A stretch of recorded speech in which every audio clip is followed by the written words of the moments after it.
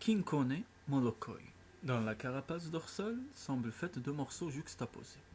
Il paraît qu'autrefois, le dos de Molokai était le plus joli dos du monde. Tout d'une pièce, sans un pli, sans une ride. Dazame, tous les Das savent de belles histoires, m'a raconté à la suite de quelles circonstances le dos de Molokai devint ce qu'il est aujourd'hui. Écoutez bien, il y a de cela très longtemps, le bon Dieu dit un jour à Saint-Pierre: Bon, Saint-Pierre, j'aime beaucoup les oiseaux qui, dès leur réveil, publient ma gloire par leurs chants mélodieux, et qui, tout le jour, d'un coup d'aile, s'élèvent au-dessus des vilaines choses de la terre. Je voudrais leur offrir un beau festin au paradis. Saint-Pierre, invitez-les.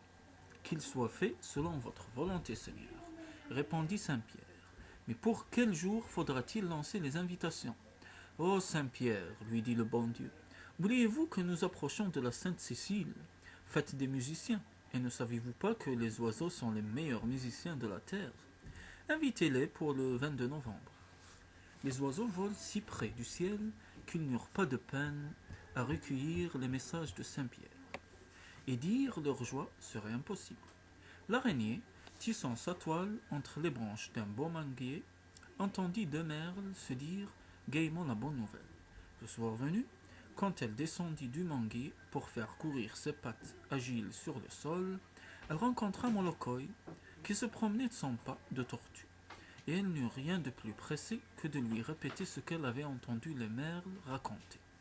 Molokai, sentant le poids de sa carapace, poussa un profond soupir et fit la remarque qu'il aurait bien voulu avoir des ailes pour participer au festin des oiseaux.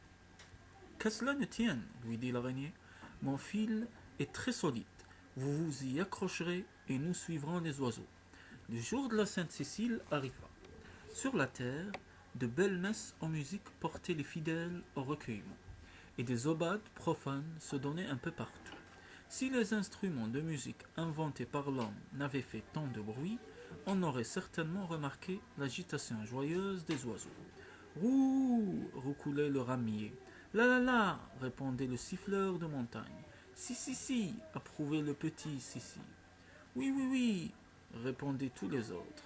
Allègrement, ils s'envolèrent vers le ciel. Lourdement, Molokai et l'araignée se hissèrent à leur suite. La porte du paradis était grande ouverte.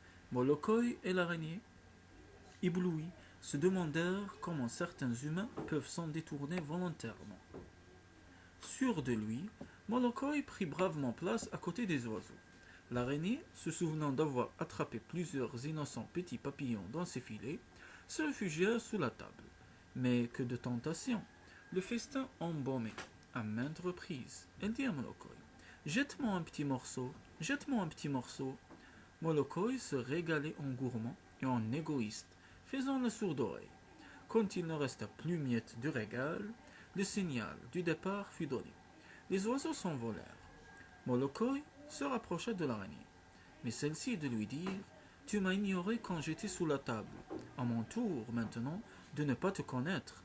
Débrouille-toi tout seul. Et légère, elle se lança dans le vide, fabriquant elle-même son parachute de fil. Avec une affreuse angoisse, Molokai sauta, criant tant qu'il pouvait tout le temps de sa rapide descente. Tirez, roche, mettez paille, tirez, roche, mettez paille. Personne ne l'entendit. Quelle chute! C'est sur le dos que tomba Molokai, brisant en morceaux épars sa belle carapace. Il y avait heureusement un bon chirurgien qui put rassembler les morceaux épars et les réunir par une habile couture, dont on voit encore la trace formant de légers sillons dans le dos de Molokai. Malheureusement, Dazame ne se souvenait plus du nom du chirurgien.